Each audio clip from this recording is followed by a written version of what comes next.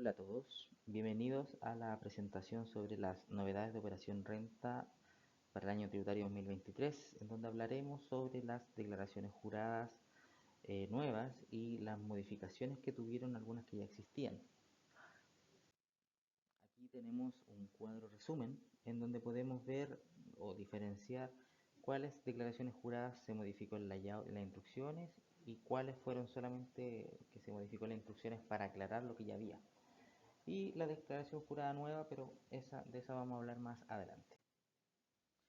Aquí tenemos eh, las declaraciones juradas, los nombres de cada declaración para que entendamos de qué declaración estamos hablando, pero más adelante explicaremos y hablaremos del detalle de esta. Aquí continuamos.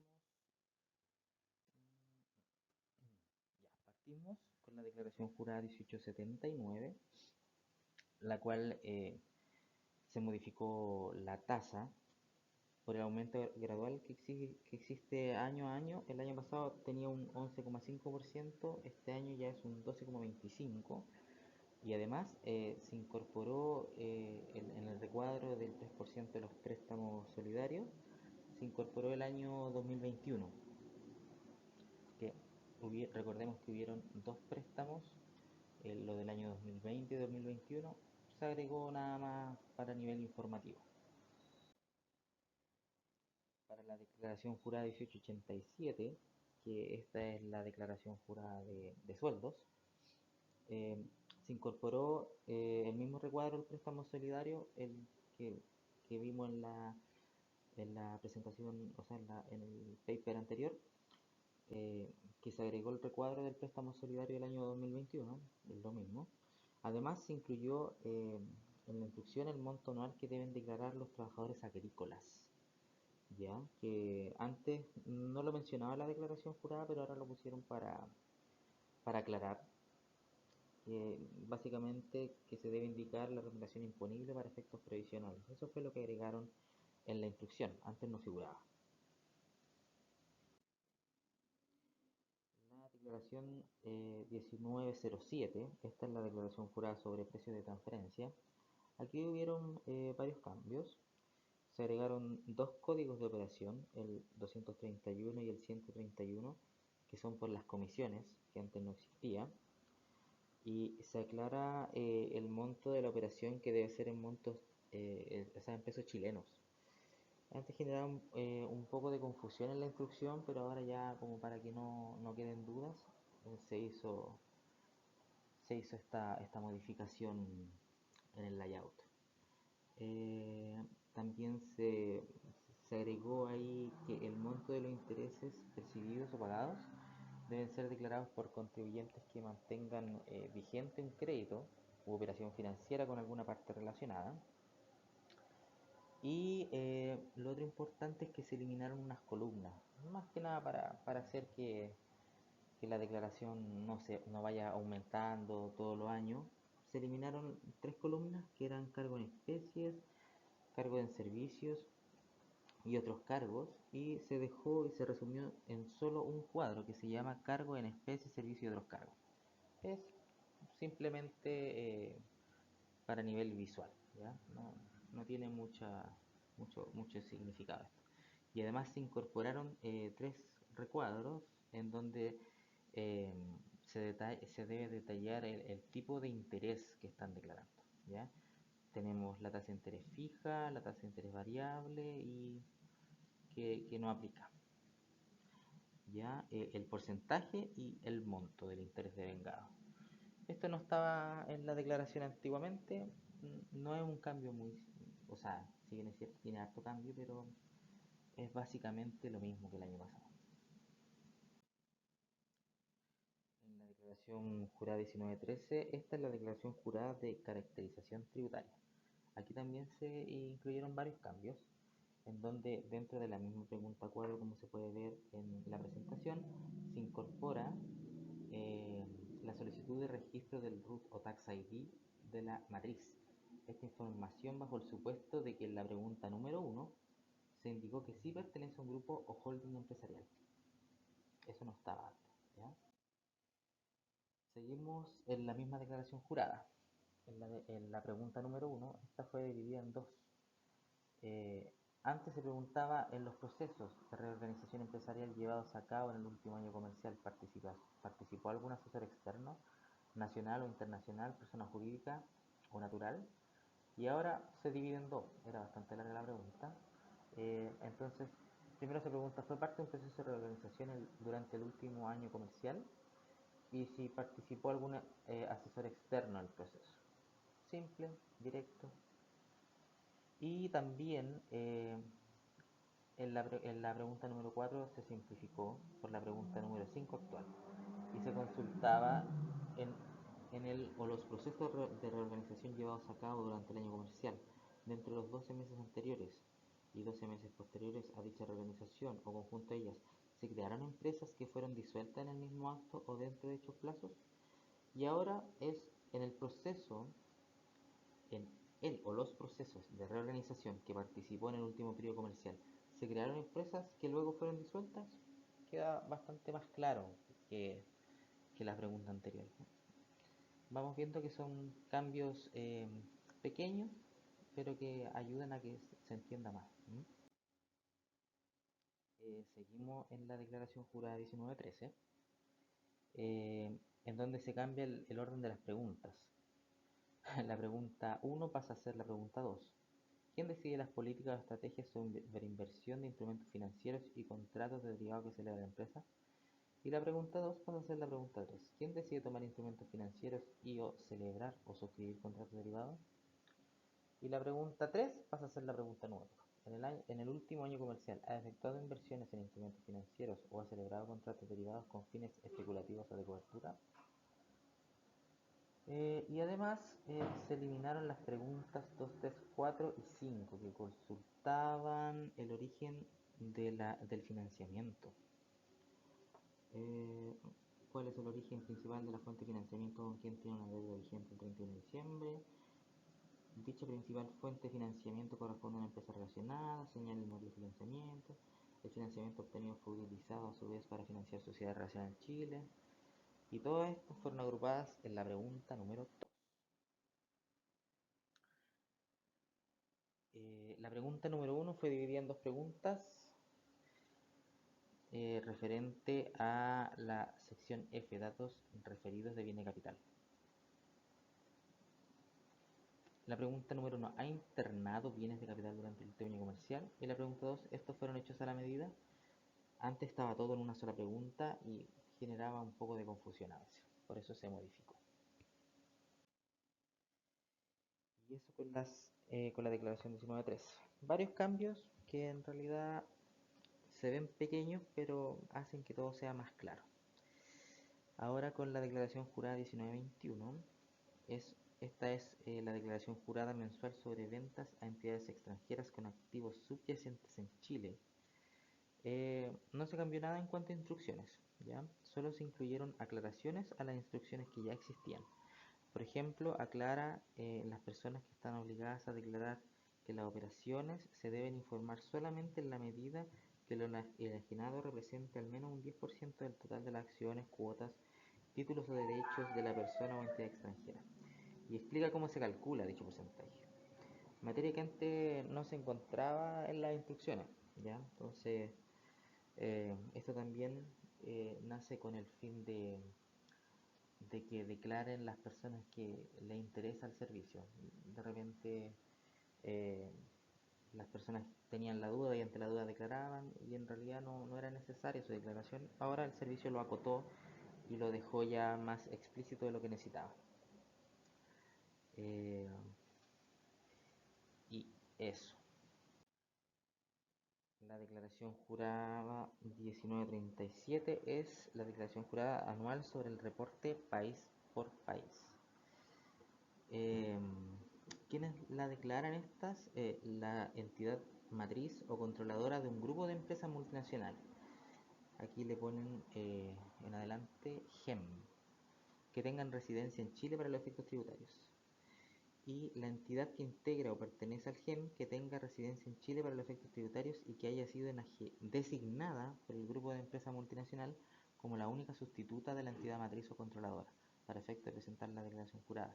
Se incorporaron tres columnas que más que nada es para saber la actividad que tiene el negocio principal. Que aquí indica que se pueden ser servicios financieros regulados, seguros, titularidad de acciones u otros instrumentos representativos de capital o sin actividad. Es bien simple esta declaración jurada, ¿ya? Pero la deben presentar las empresas que pertenecen a ese segmento. La declaración jurada 1947, esta es la declaración jurada para los contribuyentes acogidos al régimen de tributación del artículo 14, letra D, número 8, más conocido como el régimen ProPyme transparente. Ya aquí se eliminaron dos recuadros y esto es por un pronunciamiento realizado por el servicio. Aquí aparece el oficio circular 184 del 19 de enero del 2022, en cual indica que las empresas sujetas al régimen ProPyme transparente no pueden utilizar los créditos por impuestos soportados por las empresas controladas en el extranjero, atendido que la ley expresamente lo prohíbe. Por esta razón, se eliminó de esta declaración jurada el monto total de crédito pagado en el exterior. ¿Ya?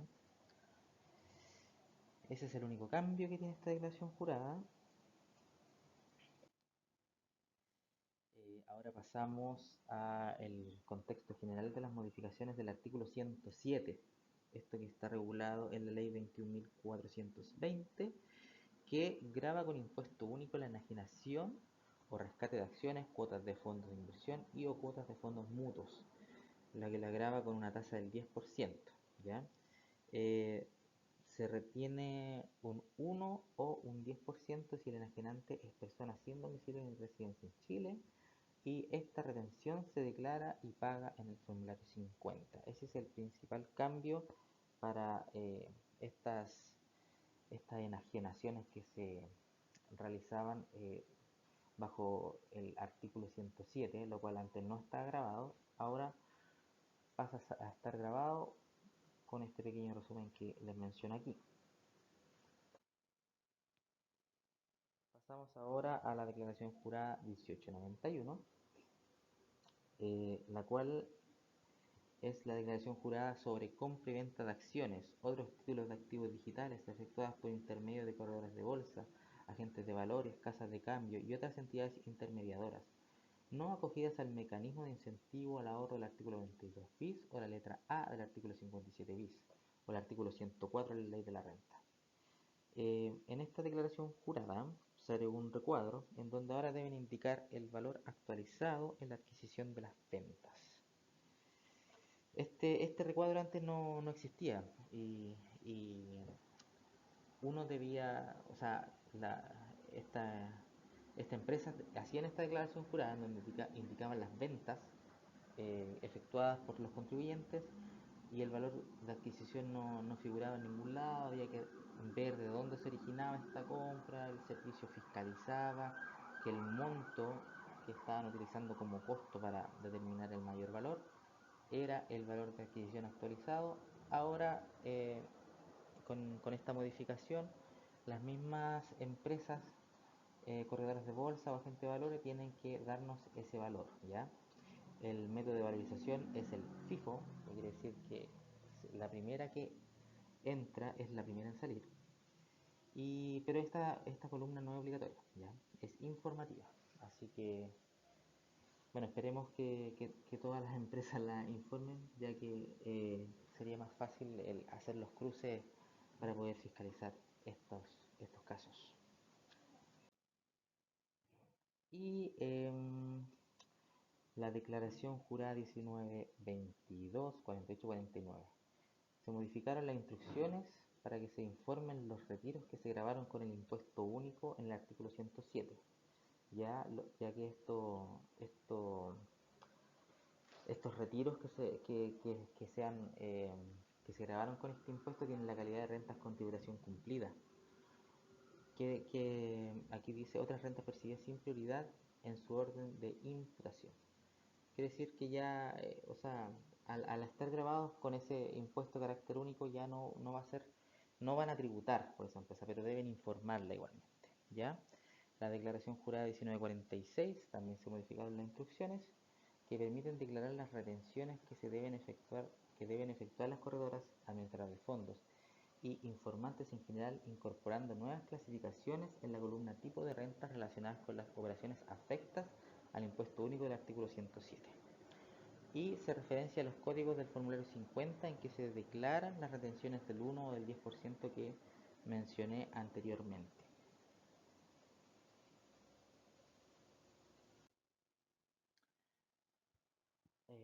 Tenemos los cambios ahora de la declaración jurada 1834. Esta declaración jurada es presentada por las compañías de seguros que antes señalaban a los beneficiarios o asegurados que se le habían pagado rentas con cargo a seguros totales, contratados a contar del 7 de noviembre del 2001. Ahora este año cambió y también dentro de esta DJ se deben considerar los seguros con ahorro. Vemos que agregaron varios recuadros y todos estos tienen que ver con esta inclusión de los seguros con ahorro, ¿ya? Se debe registrar uno si es un seguro total o dos si es un seguro de vida con ahorro. El RUT del contratante, si es una persona sin domicilio ni residencia en Chile se utiliza el RUT genérico. El total de los costos de cobertura y otros cargos efectuados por la aseguradora a la cuenta de inversión durante el ejercicio a que corresponde la declaración reajustado. Tenemos otro recuadro que es el saldo disponible para el rescate y se determina sumando el saldo inicial, las primas del periodo y deduciendo los cargos del periodo. Para determinar el saldo final se deducen además los rescates del periodo en dicha parte imputada a capital. Y obviamente dicho saldo no puede ser negativo, ¿sí? Y además en el cuadro resumen también se incluyó dos cuadros que vienen siendo la sumatoria de los costos de cobertura y la sumatoria de las primas disponibles para rescate. Todo por incluir ahora los seguros de vida con ahorro en esta declaración jurada. Ahora pasamos a la declaración jurada 1943, en donde se eliminaron dos recuadros que tienen que ver con los contribuyentes del artículo 14b, número 1, que declaren rentas efectivas y que no las determinan en base a un balance, y los del artículo 14b, número 2, que son los contribuyentes de renta presunta. Entonces, ¿por qué se eliminan estos recuadros? Y es producto de un oficio también reservado número 30 del 2022, la Dirección Regional Punta Arenas, el cual indica lo siguiente: no procede en régimen renta presunta el sin derecho a crédito. ¿Ya? Hubo un pronunciamiento tal como dice aquí en ese oficio, en donde se determinó que todo el crédito de primera categoría, aunque fuera por renta presunta, eh, era, era con derecho de devolución. ¿Ya? Es algo que, a raíz de esto se eliminó este recuadro. Así que, pero más que eso no cambió. Pasamos a la declaración jurada 1953. Esta es la declaración jurada nueva, ¿ya? ¿A quienes se aplica? A los contribuyentes de primera categoría de la ley de impuesto a la renta, que tributan sobre la base de renta efectiva determinada según contabilidad completa, que cumplen los siguientes requisitos. 1. Que comprenda la adquisición, construcción o importación de bienes de activo fijo inmovilizado por valor total igual o superior a 10 millones de dólares. Y 2. Que deban someterse al sistema de evaluación de impacto ambiental conforme a lo dispuesto en el artículo 10 de la Ley 19.300 sobre bases generales del medio ambiente y su reglamento. El artículo número 32 de la Ley 21.210 estableció una contribución para el desarrollo regional, y el cual tiene un carácter de una tasa del 1%, la que será aplicada sobre el valor de adquisición de todos los bienes físicos del activo movilizado en la parte que exceda a la suma de 10 millones de dólares. Es por eso la importancia de que se recalca aquí que se debe presentar en dólares, porque en base a eso se va a cobrar una contribución. ¿Ya? No es más que eso. Lo demás son datos informativos sobre los proyectos que existen, las fechas de aprobación, pero muy someramente de eso se basa esta declaración jurada. Eso sería todo, estimados. Eh, Dimos un vistazo a los principales cambios de las declaraciones juradas, eh, muy por encima, por supuesto, pero lo importante aquí es que les quede la idea de cuáles son las declaraciones juradas que tuvieron algunos cambios para que cuando les toque hacer su presentación, su declaración, se recuerden, eh, profundicen un poco más, pero los cambios generalmente son para aclarar declaraciones que ya existían, excepto la última declaración que es nueva, pero tampoco es tan complicada.